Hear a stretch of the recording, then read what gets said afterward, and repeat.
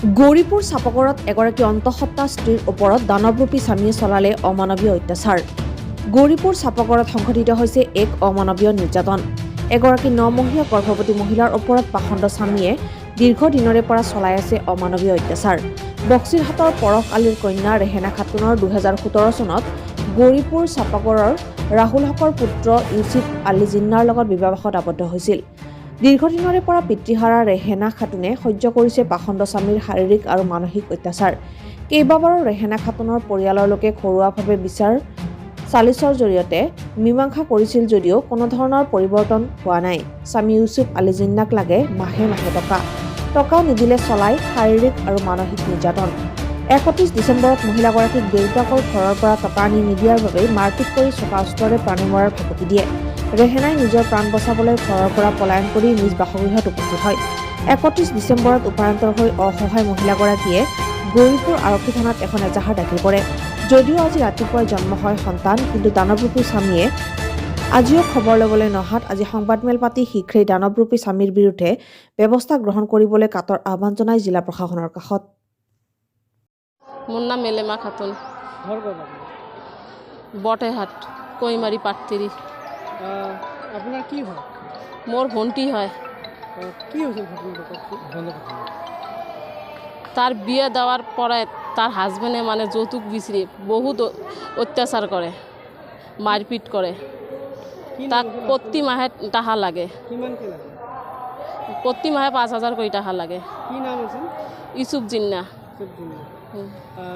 গর্ভবতী অবস্থাত মারিছিল? গর্ভবতী অবস্থাত মারিছে 31 ডিসেম্বর। কিমান দিনৰ পৰা এই নিৰ্যাতন চলাই আছে? বিয়ে হওয়াৰ পৰে।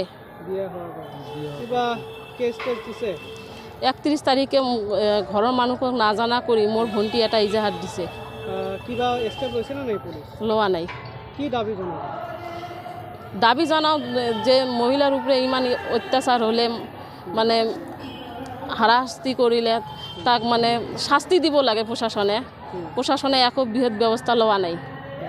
কিবা আৰু এবাৰ নতুনকৈ কিবা কেছ দিব নেকি আপোনালোকে? দিমে। তার হাজবেন্ড তো এতিয়াও অহা নাই, কালি সিজার হয়েছে। এতিয়াও পইচা বিচাৰিছে? এতিয়া পইচা বিচৰা নাই, যেহেতু মোৰ ভণ্টি এটা ক্যাশ দিছে। ভণ্টি ক্যাশ দেওয়াৰ কাৰণ এইটাই হয়েছে যে তুমি ঘৰত যোৱা, ঘৰৰ পৰা পইচা আনা, তোমাৰ তো সিজাৰেৰ ডেট আহিলে। তো ভণ্টি ঘৰত আহিছে, ঘৰত তো দেউতা নাই আমাৰ, পিছত কোনে পইচা দিব? তো মই ভণ্টিক বুজাই ঘৰত পঠালোঁ যে তুমি ঘৰত যোৱা, পইচা হলে মই পাঠাই দিম।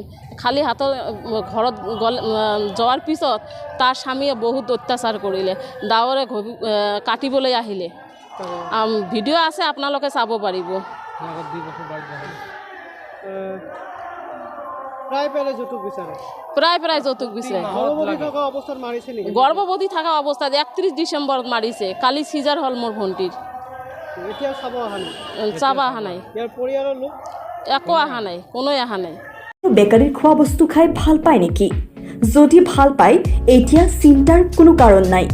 আমাৰ ক্ৰাষ্ট ক্ৰীম শ্বপত পাব tea cakes all items, cakes and muffins all item, cookies all item, savouries all item, pastries all item, breads all item, puddings all item, assorted chocolate all item ইত্যাদি ইত্যাদি। শীঘ্ৰেই অৰ্ডাৰ কৰক 8099275646 নম্বৰত। ইয়াৰ উপৰিও জমেটৰ দ্বাৰা order কৰিব পাৰিব। আমাৰ ঠিকনা NS ৰোড নিয়াৰ বড়ো মছজিদ, ধুবুৰী। আপুনি বাৰু যিকোনো সমস্যা আৰু বেমাৰত ভুগিছে নেকি? যদি ভুগিছে, পলম নকৰি অত্যাধুনিক পদ্ধতিৰে সকলো বেমাৰৰ সুচিকিৎসাৰ ব্যৱস্থা কৰা হয় কেৱল স্বাগত ডায়েগনষ্টিক চেণ্টাৰত।